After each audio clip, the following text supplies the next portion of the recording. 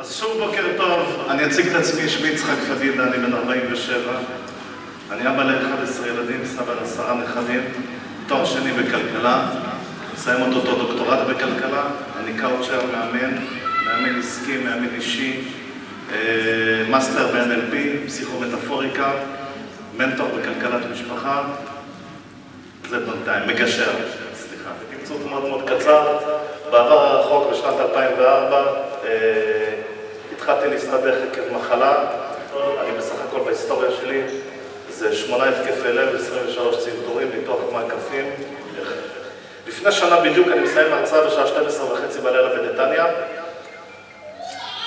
אני בא להרים תיק קטן, התיק שלי שחור פה בצד, אני בא להרים אותו, להכניס אותו לאוטו, פתאום אני מרגיש סחרחורת, אני מרגיש רואה הכל שחור סביבי, אני מספיק לצעוק לבעלת חנות ממול, אני אומר, תקראי מהר לאמבולנס, אני חולה לב, חולה כולסטרול, לחץ דם, סכרת, תקראי לאמבולנס. אני מאבד את ההכרה.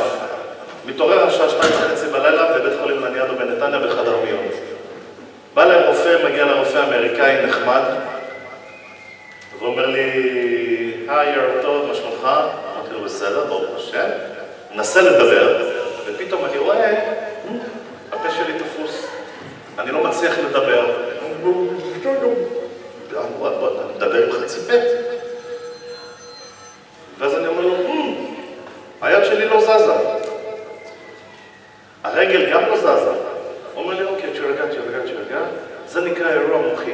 אני הסתבכתי בסך הכל בחיים שלי שלא מרצוני ב3.5 מיליון שקל חובות, בתוך שנתיים, בכוח המחשבה שלי, בכוח הרצון, בכוח האמונה בקדוש ברוך הוא, ואך ורק אמונה אבסולוטית, כמו שאנחנו נראה עוד מעט, אני הצלחתי להגיע לחסות את ה3.5 מיליון שקל האלה בשנתיים, וברוך השם, היום החיים שלי, אני יכול להגיד חיים יפים, כן, כי אני חבר של הקדוש ברוך הוא.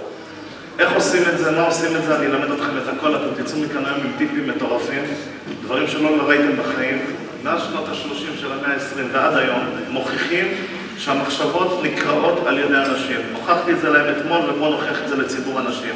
כמה פעמים קרה לכם שלקחתם את הטלפון, להרים את הטלפון לבן זוג שלכם, והוא מתקשר אליכם בדיוק באותו רגע? קרה. זה אני. אבל בואו נראה, כמה מקרה. כדי להבין את החיים יש לנו שתי מסלולים. יש לנו את המסלול הראשון שנקרא המסלול האדום. המסלול האדום, פוגשים באדם ברחוב, באדם מיואש, בא לחבר שלו, אומר, תשמע, אח שלי לא הולך לי בחיים, כלום, אין לי מזל, אין לי חיים. יש את הגישה השנייה שנקראת גישת המסלול הירוק. גישת המסלול הירוק, כמה אנשים כאלה יש לנו בחברה, את אותו אחד, את אותה אחת שאנחנו לא סובלים אותה? גם היא לא סובלת אתכם. אין מה לעשות, כמה עם הפנים לפנים, כן לב האדם לאדם. לכו אליו מחר בבוקר. תגידו לו, שלום, בוקר טוב, אדון משה, מה שלומך? תראו, בוקר טוב.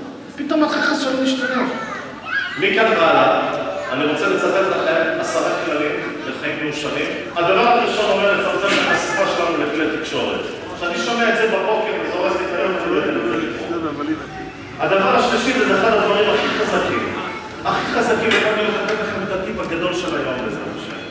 הוקירו תודה לעצמכם לכל יום. הדבר השני אומר, להיות נדיבים ולתרום לאחר. בואו נעשה ניסיון פה כרגע, תסתובבו אחד השנייה ותחכו. זו משולש ההצלחה. הדמיון מביא לידי אמונה, נכון? כשאנחנו מתחילים לדמיין, אנחנו כותבים חזון. מרוב שאנחנו מדמיינים את זה, כנראה